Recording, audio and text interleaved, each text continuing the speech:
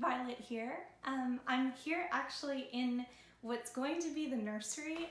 It's a small bedroom in our house that's going to be the baby's room, but right now, as you can see, it's like totally blank white walls, but I figured that this would be a good spot to film this video. So I want to tell you about my experiences and what I've been doing during my second trimester of being pregnant, which just ended. So some things that have distinguished the second trimester from the first are that I've been eating way more. My morning sickness is gone. I've got a much bigger appetite, which has been so nice. Such a wonderful change from the first trimester. For me, my energy has been way higher. For example, I've been able to go hiking a lot, especially at the beginning of my second trimester, but lately it's gotten really, really hot and I get overheated so easily. So I've moved more into indoor exercise, which I'll tell you more about. I can also feel the baby a lot. There's a lot of movement happening. It's been increasing over the whole course of the second trimester, which has been really exciting and a strange feeling, but great. And similarly, I didn't actually really notice any change in the first trimester with my belly. It is my first pregnancy, so I've heard that it takes longer before you start showing generally. But now it feels like rapid growth in the belly. I can see a difference definitely week to week, if not sometimes day to day, which might be in my imagination, but a huge change for sure. So to start, I'm going to show you some of the supplements that I'm taking. My blood work has been really, really, really good. I'm completely 100% vegan. So what I took before being pregnant even is B12. That's what's really important if you're vegan. That's the supplement you take. I believe I only took that for the most part beforehand. This is the kind that I get. It's by Bluebonnet Earth Sweet. It's chewables and it's the methylcobalamin. I don't really know how to say it, but it's important to find the methyl version of B12, and I've also heard that chewables are really good for absorbing it. So these are raspberry flavor, they're vegan and they're in a glass container, so I really like them. I like this brand. This is what I've always taken. My B12 levels have been great throughout pregnancy. This is my prenatal. This is what I've been taking from the beginning, except when I would feel too sick to take it. Which if you do, it's so much better to get the gummy version of this because it's just so much easier to take than these. These are like 3 large pills. But anyway, it's the My Kind Organics Prenatal Multi. And what I like about this is that it's all made from like organic. If you read the ingredients, it's all from like fruits and vegetables and herbs, and it's just a really good brand. Also in glass, also vegan, so I definitely recommend this one. So the 2 things that have come back in blood tests that I need a bit more of is vitamin D and omega-3s.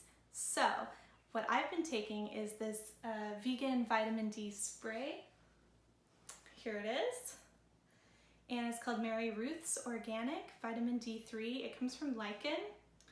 So I take this. This is pretty easy for me to take. I just like spray it 4 times in my mouth, and yeah, this has been really good. And whenever I've taken omega-3 supplements, my go-to brand has been Ovega.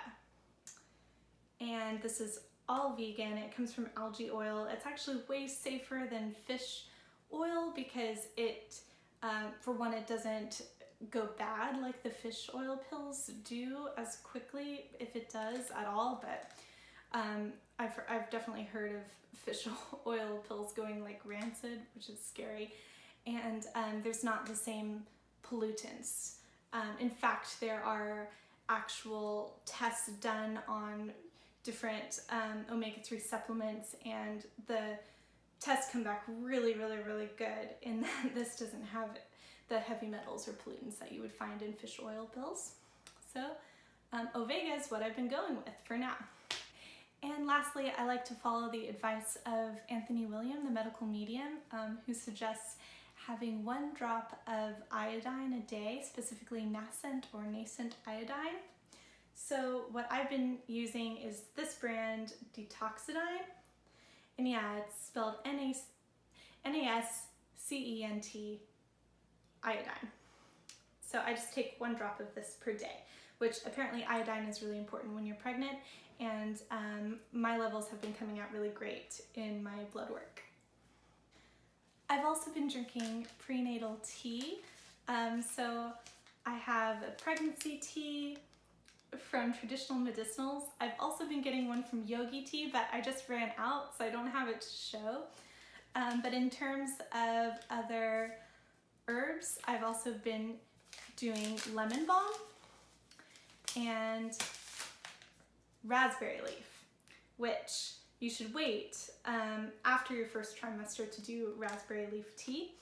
I also have a bunch of raspberry bushes in my backyard, so my plan is when I run out of this to actually harvest and make my own raspberry tea, and I'm really excited about that. But I really like the brand Traditional Medicinals because there's no plastic in these tea bags, so it doesn't leach into your tea. It's also all organic and made by herbalists. Yogi Tea is similar. There's also no plastic in the tea bags. And the only other tea I've been drinking, because it's really important to watch what herbs you take. Herbs can be really strong for pregnancy, would be peppermint tea. I found that to be really helpful when I've been feeling ill. So my morning sickness has pretty much been gone. I still find it important to drink and eat regularly, and I've definitely been craving more breads than I normally do, I guess. But the most wonderful pregnancy food, in my opinion, has been potatoes. And I can eat that so many ways. I can have potatoes with steamed vegetables on top.